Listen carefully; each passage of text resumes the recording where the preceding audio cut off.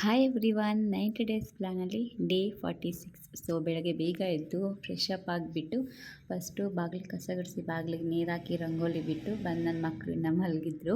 So ನಾನು ಸಂಕಲ್ಪ ಕ್ಲಾಸ್ನ ಮುಗಿಸ್ಕೊತ ನನ್ನ ಡ್ರೀಮ್ನೆಲ್ಲನೂ ಬರ್ಕೋತಾ ನೆಕ್ಸ್ಟು ನಂದು ಅಂದರೆ ಸೆಂಟರಿಗೆ ಹೋಗಿರಲಿಲ್ಲ. ಸೊ ಯಾಕೆ ಅಂತ ಅಂದರೆ ಮನೇಲಿ ತುಂಬ ಕೆಲಸ ಜಾಸ್ತಿ ಇತ್ತು. ಯಾಕೆಂದರೆ 2 ದಿವಸ ಮನೇಲಿ ಇಲ್ಲ ಅಂದರೆ ಗೊತ್ತಲ್ವ ಎಷ್ಟು ಇರುತ್ತೆ ಅಂತ. ಎಲ್ಲ ಕ್ಲೀನ್ ಮಾಡಿಕೊಂಡು ಮಾಡೋಷ್ಟೊತ್ತಿಗೆ ಸಂಜೆ ಆಗಿಬಿಟ್ಟಿತ್ತು.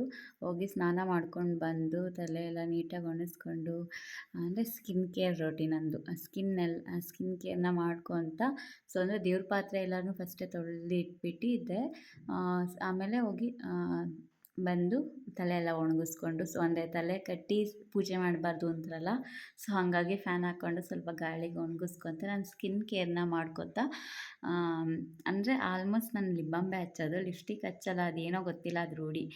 ಎಲ್ಲ ತೊಳೆದಿಟ್ಟಿದ್ನಲ್ವ, ಸೊ ಟವೆಲ್ ಮುಚ್ಚಿಬಿಟ್ಟು ಹೋಗಿದ್ದೆ. ಸೊ ಮತ್ತೆ ಎಲ್ಲ ನೋಡಿ ಎಷ್ಟು ಚೆನ್ನಾಗಿ ಕಾಣಿಸ್ತದೆ. ನನಗಂತೂ ದೇವ್ರ ಮನೆ ಹಿಂಗೆ ಯಾವಾಗಲೂ ಹಿಂಗಿರಬೇಕು. ನನಗಂತೂ ಸಖತ್ ಖುಷಿ ಅನಿಸುತ್ತೆ. ನೆಮ್ಮದಿಯಾಗಿ ದೇವ್ರ ಪೂಜೆ ಎಲ್ಲ ಮುಗಿಸ್ಬಿಟ್ಟು ಕೂತ್ಕೊಂಡೆ. ಅಂದರೆ ತುಳಸಿ ಗಿಡ ಅವಾಗ ಒಣಗೋಗ್ತಾ ಇತ್ತು. ಅಂದರೆ ಅಜ್ಜಿ ತೀರೋಗಿದ್ರಲ್ವ, ಸೊ ಸೂತ್ಕ ಇರುತ್ತಲ್ವ, ಹಾಗಾಗಿ ಮತ್ತೆ ಹೊಸದು ತುಳಸಿ ಗಿಡ ತಂದು ನನಗೆ ಅದೇನೋ ತುಳಸಿ ಗಿಡದ ಮುಂದೆ ದೀಪ ಹಚ್ಚಿದ್ರೇ ಮನೆಗೊಂದು ಸ್ವಲ್ಪ ನೆಮ್ಮದಿ, ನನಗೊಂದು ಸ್ವಲ್ಪ ನೆಮ್ಮದಿ ಅನಿಸುತ್ತೆ. ಸೊ ಇದನ್ನೆಲ್ಲ ಮುಗಿಸ್ಕೊಂಡು ಮಲ್ಕೊಡ್ತಾ ಇದ್ದೀನಿ. Thank you so much. Bye.